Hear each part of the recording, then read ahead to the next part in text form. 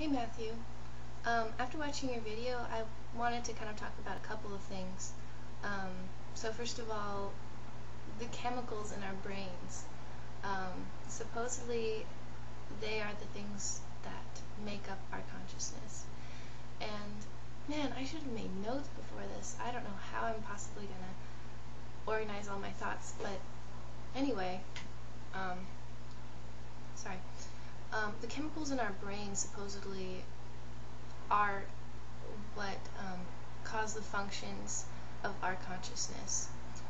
Though I should probably point out that we haven't really discovered what consciousness is yet, as in how all the brain processes unite to form this one thing that is consciousness.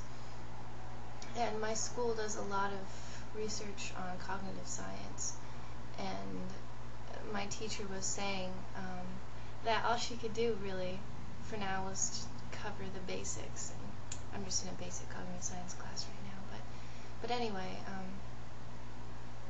well, one thing I was thinking about was so what if our brains are functions, merely functions, physical functions, chemical functions? Is there anything wrong with that? Is there anything wrong with saying, yes, we do have a consciousness, yes, we exist in the physical world, and yes, this consciousness does have causes, physical causes? Maybe there's nothing wrong with that. I don't know. There's probably a philosophical word for what I'm talking about, but I never know what these words are. Yeah, so point that out to me. So, right. So there's that. And language is the other thing that we've talked about just a little bit. Language. I also think that we don't necessarily have to demonize language, because I'm pretty sure that language has become more intricate as time has progressed, and we've been able to not only build upon things, but build upon concepts, and build upon specific words to make more words, until it's this very, very intricate catalog of ways to describe the world and our experiences. I mean, nobody really wants to sit there and read through the whole dictionary unless you're crazy or you love words. But anyway, I think that one thing that I've noticed is that words, you can either say that they're limiting in that they make us think a very specific way, like as demonstrated in 1984 when bad becomes ungood and people start to lose the ability to express themselves beyond a certain point, and they lose the ability to understand what they're feeling because there's no word to describe it. Well, first of all, it doesn't change the fact that they're feeling that. Although there's probably this frustration within them. But here I'm getting into, the consciousness of characters in a book, so I should probably stop.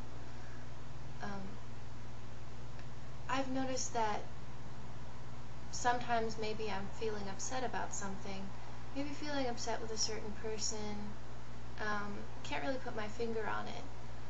Occasionally I'll sit down and I'll write down what I'm thinking, and all of a sudden a light bulb will come on and I'll realize, oh, that's what I've been feeling and that's what I've been thinking, and I'll be able to articulate what it was that was upsetting me. And I don't know if there's anything wrong with that. Words are very, very, if you have a big vocabulary especially, allow for a very wide range of expression. And not just the words themselves, but of course the connotations that are attached to those words, and the way that we can fit certain words together. And fitting words together, maybe even words that have very little to do with each other, as in poetry, sometimes creates completely new meanings that we can't really put our fingers on, and that's what's so cool about poetry, is that it can use words to evoke emotions that we might not even understand why we're feeling in relation to those words. So I guess if I had a choice whether to have words or not to have words, I would probably choose to have words. Well, I noticed that when I was younger, I didn't think in words. I thought in sort of concepts and emotions, just sort of this vague picture of how I was feeling, or maybe how I wanted to express myself. And then as time went on, I really became engrossed in the English language, and I loved to read, and I loved to write too. I loved to write poetry and write little stories. Unfortunately, I haven't had that much time for that anymore. Very sad. Kind of tragic. But just having words now, I think in sentences. Right now, in my current life, at this current time, I think as though I'm writing a book. It's all a narrative. And I don't know if there's anything wrong with that, but at least it helps me express myself, and even it helps me express myself here when I'm talking with you. And you get a much broader picture of what I'm thinking than if I were to just maybe not even use words.